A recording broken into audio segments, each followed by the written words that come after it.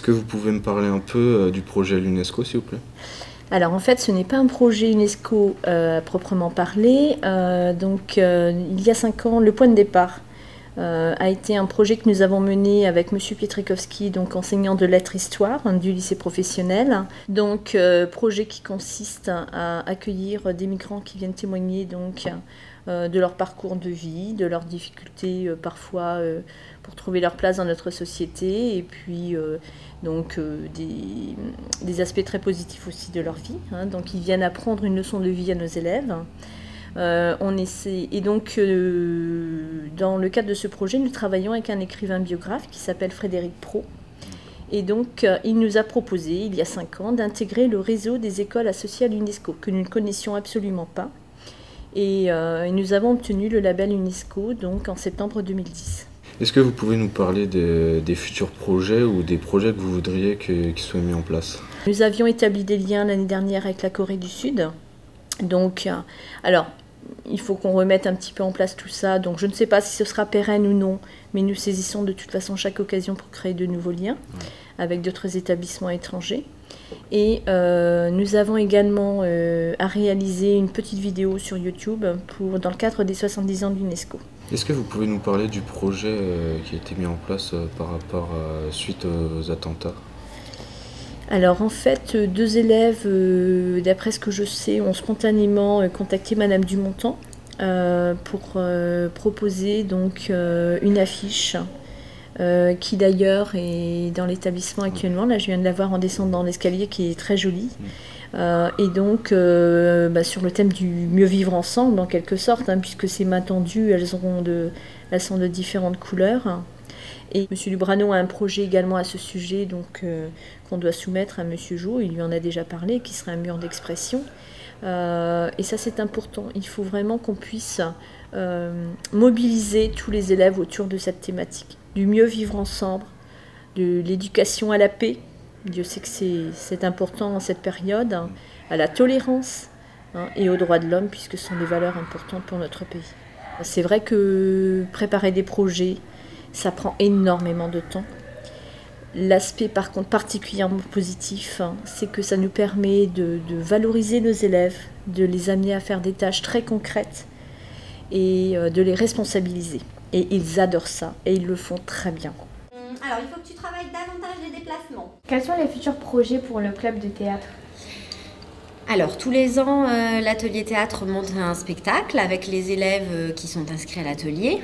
Les élèves qui participent à l'atelier sont des élèves du lycée général et technologique, des élèves de seconde, de première et de terminale. Et la particularité de l'atelier, c'est que les élèves de terminale peuvent s'inscrire à l'option facultative artistique du bac et donc passer le théâtre en option facultative artistique. Je vous présente Nathan. Donc Nathan est un grand fan de Bob Marley. Pourquoi vous rigolez? Ça se voit quand même, non? Je sais pas, la dégaine et tout, on dirait Bob Marley. Quel projet doit être mis en place en priorité? Alors, ce qui manque cruellement à l'atelier théâtre, c'est une vraie salle de représentation et de répétition, donc un auditorium. Est-ce que vous aurez un petit mot pour les élèves qui ne viennent pas ou pour les encourager à venir? Bien, moi, je les invite déjà à venir assister au spectacle de fin d'année qui a lieu fin mai, non pas au lycée, mais au Palace à Montataire, donc sur une scène professionnelle. Et s'ils ont le goût du théâtre, ils sont les bienvenus. L'atelier, c'est tous les mardis de 16h à 18h au lycée, en salle des conseils. Constance est une fan d'équitation. Vous admirez sa jolie queue de cheval. C'est une petite référence justement à l'équitation. C'est super intéressant. Ça nous permet de se décomplexer, entre guillemets, je dirais, dépasser la timidité pour certains. On s'entend tous très bien, on s'amuse beaucoup, on rigole vraiment très très bien ensemble. C'est vraiment super. Ça vous fait quoi d'être dans cet atelier ? On se sent comme une famille en fait, c'est vraiment incroyable, ces liens se tissent vraiment assez vite. Ça permet aussi de s'ouvrir, c'est C'est très important aussi, je pense que c'est pouvoir s'ouvrir au monde, tout ça, avoir une meilleure façon de penser. As-tu déjà le trac pour le spectacle? La première fois, oui, ça donne toujours le trac, mais maintenant, non. Maintenant, je pense faire ça la main dans les poches, comme on dit. Viens, tranquille. Pourquoi avez-vous relancé la MDL?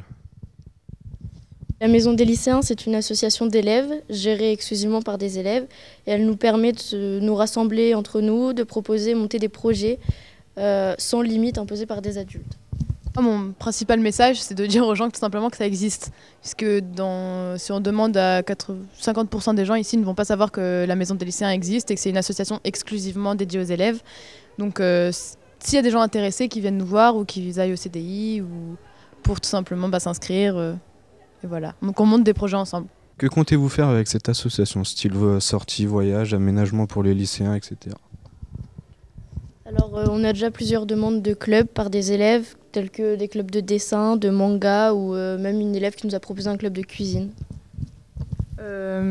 Ensuite on pourrait faire des sorties, mais de la simple sortie au bowling jusqu'au voyage, vu que comme on est une association, donc une vraie association de la loi 1901, on a des subventions. Pour vous, quel projet au sein du lycée doit être mis en place en priorité ?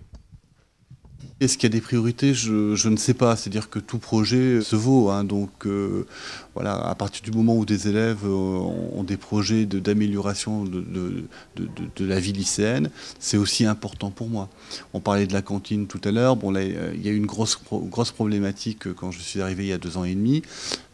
À force de travail, de commissions menues et puis de réunions, on a vraiment réussi à améliorer justement le fonctionnement de la cantine. Actuellement, le maximum d'attente que peut avoir un élève, c'est 20-25 minutes. Quand je suis arrivé, c'était 3/4 d'heure. On a essayé vraiment de trouver des moyens de faciliter votre vie. Après, tout n'est pas parfait. Au niveau pédagogique, c'est vrai qu'on est rentré l'année dernière sur un grand projet au niveau du LP dans le cadre de ce qu'on appelle Erasmus+, donc chapeauté par Madame Villain, à savoir donc la possibilité pour un certain nombre d'élèves du lycée, du LP, de pouvoir aller en stage à l'étranger. Donc l'année dernière, on a eu 12 élèves qui sont partis à Londres pendant 4 semaines. Cette année, on a prévu 9 élèves qui partiront donc à Londres en mars-avril à peu près, pour aller faire leur PFMP, leur période de formation au milieu professionnel, leur stage en entreprise, mais cette fois-ci à l'étranger.